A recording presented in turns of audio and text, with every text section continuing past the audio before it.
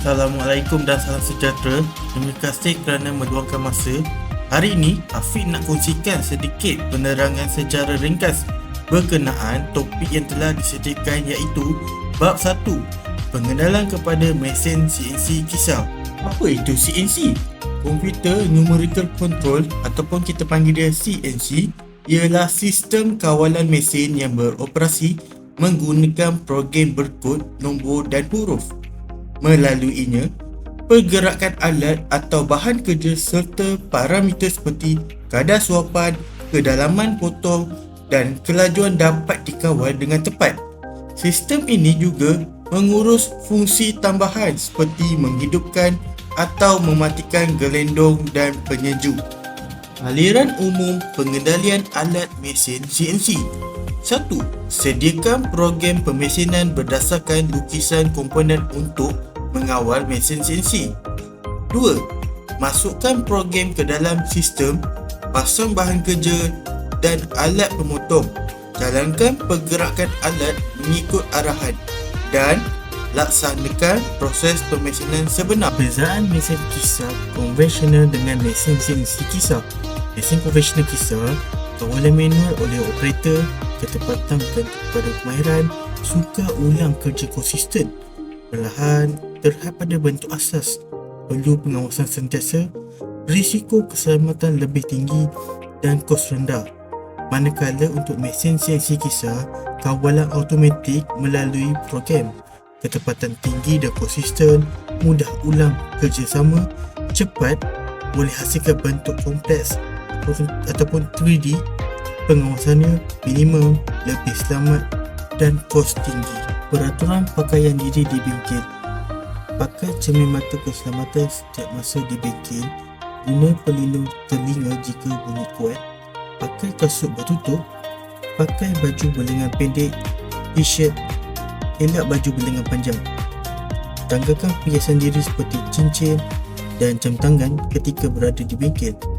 Pakai seluar panjang tebal, jeans ataupun seluar kerja, elak seluar pendek. Rambut panjang diikat atau masuk topi. Jangan pakai sarung tangan kecuali latest dibenarkan. Okey, sebelum kita nak menjalankan mesin, kita perlu patuhi pemakaian yang telah ditetapkan di bengkel, iaitu perlulah memakai cermin mata keselamatan, memakai earplug, rambut sentiasalah kemas. Okey, perhiasan diri seperti jam, cincin tidak memakai. Memakai baju bengkel yang telah ditetapkan, baju bengkel seperti ini ataupun jaket keselamatan. Memakai seluar slack. Dan yang terakhir adalah memakai kasut keselamatan. Okey, itu saja. Sebelum berada di bengkel, pakai pakaian kerja dan alat pelindung diri lengkap. Periksa mesin dan alatan sebelum digunakan. Laporkan kerosakan kepada penyelia. Pastikan kawasan kerja bersih dan teratur. Masuk bengkel dengan kebenaran dan ikut arahan keselamatan. Semasa berada di bengkel, patuhi semua peraturan keselamatan. Gunakan alat pelindung diri sepanjang masa.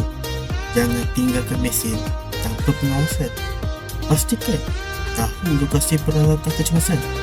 Jangan bergurau, makan atau minum ketika bekerja. Ikut SOP pengendalian mesin. Selepas berada di bengkel, rekodkan penggunaan mesin atau alatan jika diperlukan oleh bengkel.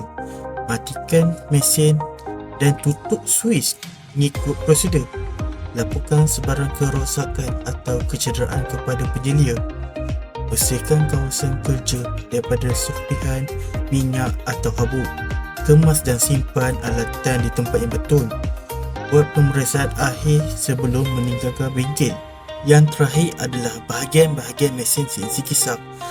Z-axis ialah gerakan alat pemotong secara menegak, naik dan turun untuk kawal kedalaman pemesinan. Spindle berfungsi untuk bahagian yang memutar alat pemotong pada kelajuan tinggi untuk proses pemesinan. Mesin interface berfungsi untuk panel atau sistem kawalan mesin, masukkan program CNC dan pantau operasi.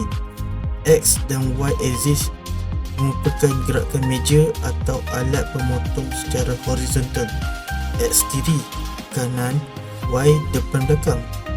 Work table, permukaan untuk letak bahan kerja semasa proses pemesinan.